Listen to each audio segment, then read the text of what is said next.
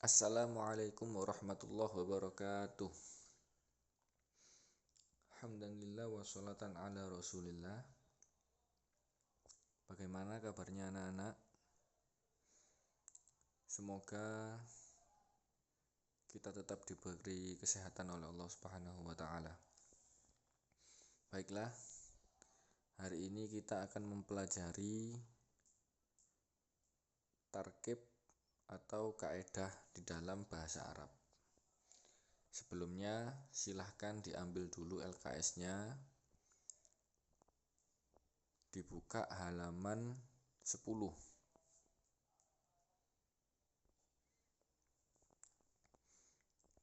Sudah? Nah, kalau sudah halaman 10 dilihat yang paling bawah. Di sana ada tarkib. Kita akan mempelajari mengenai isim atau kalau bahasa Indonesianya kita sebut sebagai kata benda. Nah, di dalam kalimat yang sempurna, baik itu bahasa Indonesia atau bahasa Arab, pasti mengandung 3 unsur. 3 unsur ini ya. Yang pertama adalah isim atau kata benda. Yang kedua adalah fi'il atau kata kerja. Dan yang ketiga itu adalah harfun, huruf atau keterangan. Nah, hari ini kita hanya akan mempelajari satu ini saja, yaitu isim. Apa isim itu? Isim adalah semua kata yang menunjukkan orang atau nama orang, hewan, tumbuhan, benda mati, tempat, waktu, dan sifat. Jadi ada orang, hewan, tumbuhan, benda mati, tempat, waktu, dan sifat. Ada 7 macam-macamnya isim itu.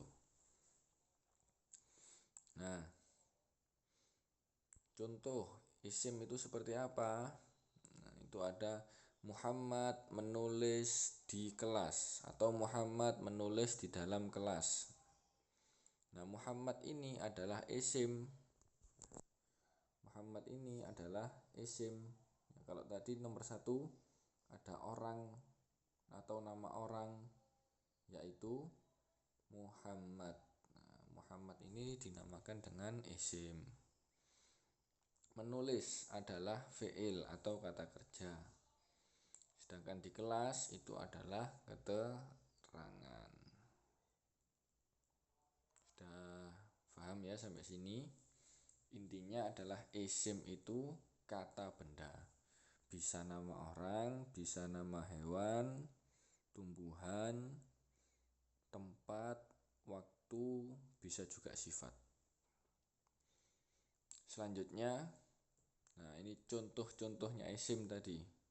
Nama hewan, samakun. Nah, ikan. Ini isim. Kalau nama orang Muhammad. Benda yang ada di kelas, kursiun. Nah, kursi, ini juga isim. Kemudian tempat, madrasatun, tempat kita sekolah. Ini juga isim. Kemudian waktu, sobahun, waktu pagi, waktunya anak-anak berangkat sekolah, itu juga termasuk isim. Kemudian dilihat nomor 2. Isim isyarah adalah kata untuk menunjukkan sesuatu atau seseorang. Di sini isim isyarah ada 4. Yang pertama adalah hadza. Artinya ini laki-laki.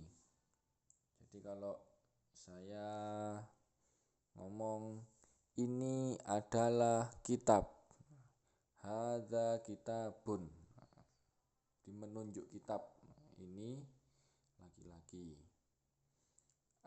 Kemudian ada hadhihi, artinya ini perempuan. Jadi di dalam bahasa Arab isim itu ada yang laki-laki, ada yang perempuan. Dan isim isyarahnya itu berbeda. Kalau laki-laki menggunakan hadza, kalau perempuan menggunakan hadhihi. Kemudian zalika, itu laki-laki. Itu adalah guru, maka zalika mudarrisun. Atau ini, itu adalah rumah, al-baitu, zalika baitun. Dan yang terakhir isim isyarah itu adalah tilka, itu perempuan. Lanjutannya, nah ini jenis-jenis isim. Jenis-jenis isim itu ada dua. Yang pertama adalah laki-laki, yang kedua perempuan. Boleh dilihat halaman 11. Sekarang coba dilihat halaman 11. Sudah ya, dibuka halaman 11. Nah, di situ ada tabel mudzakarun, artinya laki-laki. Contohnya ada hadza kitabun, ini buku. Kok bisa laki-laki buku itu Ustadz? Ciri-cirinya apa? Ciri-cirinya laki-laki di dalam bahasa Arab itu ketika di akhir kata tidak ada tak marbuto. Tak marbuto itu ini. Nah, tak bolong. Ya, yang ada lubangnya itu namanya tak marbuto. Itu kalau di akhir kata ada tak marbuto menandakan isim tersebut adalah perempuan. Nomor 2 contohnya hadza Muhammadun. Di LKS hadza Muhammadun, ini adalah Muhammad. Nah, Muhammad tadi isim, hadza juga isim. Kemudian langsung di tabel yang ketiga itu ada muannas. Apa muannas itu? Muannas adalah isim yang perempuan. Contohnya di situ hadhihi mistorotun, ini adalah penggaris. Hadhihi tadi isim isyarah yang menandakan perempuan. Mistorotun itu isim muannas. Ciri-cirinya perempuan apa? Nah, ini di belakangnya ada tak marbutoh. Contoh kedua ada hadhihi Fatimatun, ini adalah Fatimah. Tajirotun, pedagang perempuan. Sekarang dilihat yang nomor 3. Ada namanya isim sifat, adalah kata yang menunjukkan sifat dari kata sebelumnya. Atau kalau ini ciri-cirinya itu biasanya didahului kata yang manis, yang bagus, yang besar, itu namanya sifat. Nah, di situ di LKS dilihat ada kabirun, kabirotun, besar. Kabirun itu untuk laki-laki, kabirotun itu untuk perempuan. Kenapa kok perempuan tadi? Karena ada tak marbutoh. Kedua ada shaghirun, kecil. Shaghirotun sama artinya kecil untuk perempuan. Ada jadidun, jadidatun, baru. Qasirun, qasirotun, pendek. Tawilun, tawilatun, panjang. Penggaris yang panjang. Mistorotun, tawilatun. Contoh ini. Nah, ini contohnya kursi yang besar. al-kursiyu al-kabiru atau kursiyun kabirun. Ingat, kursi laki-laki tidak ada tak marbutohnya, maka sifatnya juga harus laki-laki, tidak ada tak marbutohnya. Ini tak marbutoh. Penggaris yang baru, mistorotun jadi datun.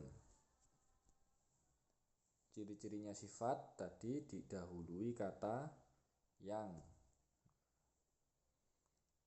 Penggaris yang baru, penggaris itu perempuan karena ada tak marbutohnya, jadi datun juga harus perempuan dan diakhiri tak marbutoh.